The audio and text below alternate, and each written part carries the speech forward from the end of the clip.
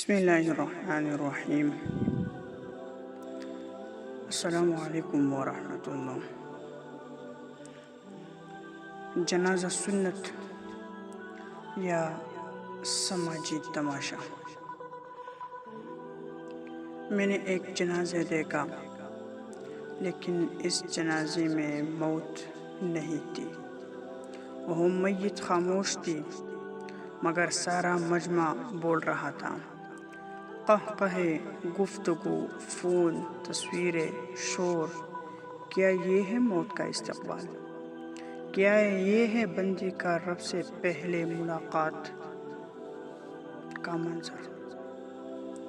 آج جنازے رسم بن چکے ہیں، نہ عبرت ہے، نہ سکون ہے، نہ خشیت ہے، بلکہ سماجی اجتماع، رسم حاضری، تصویریں، سیلفیاں، اور پھر سٹوری اپلوڈ۔ انا للہ و انا الیہ راجعون۔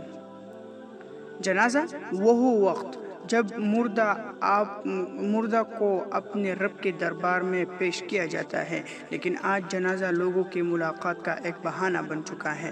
او ہو، آپ بھی آئے ہیں، کتنے دن بعد ملاقات ہوئی، سنا ہے آپ کی بیٹی کی شادی ہو گئی، یار تمہارے ساتھ واٹس ایپ پر بات کرنی تھی، میت پیچھے رہ گئی، ہم اپنی دنیا میں مست، اپنی دنیا میں گم۔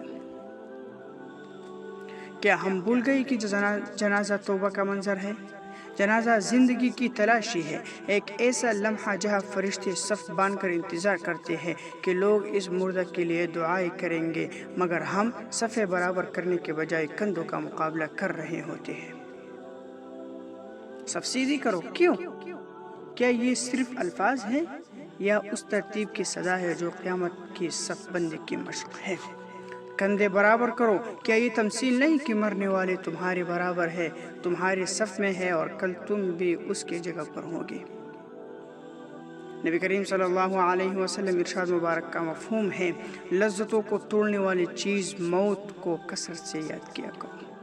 قرآن کریم میں رب العالمین نے فرمایا ہے، کل نفس ذائقۃ الموت، ہر جان نے موت کا مزہ چکھنا ہے۔ جب جنازے پر بھی ہم خاموش نہ ہو سکے تو قبر کی تنہائی میں کون سا ذکر ہماری مغفرت کا ذریعہ بنے گا؟ جب مرنے والے کی لاش کے سامنے بھی ہمارے قہقہے نہ رکے تو ہمارے جنازے پر کون روئے گا؟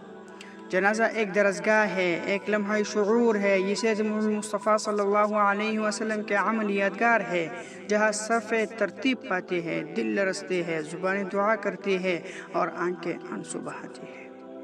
آؤ جنازے کو رسم نہیں، رابطہ عبد و رب بنائے، جہاں ہر فرد خاموش ہو، عبرت سے جھکے، میت کے حق میں دعا کرے اور اپنے موت کو یاد کرے۔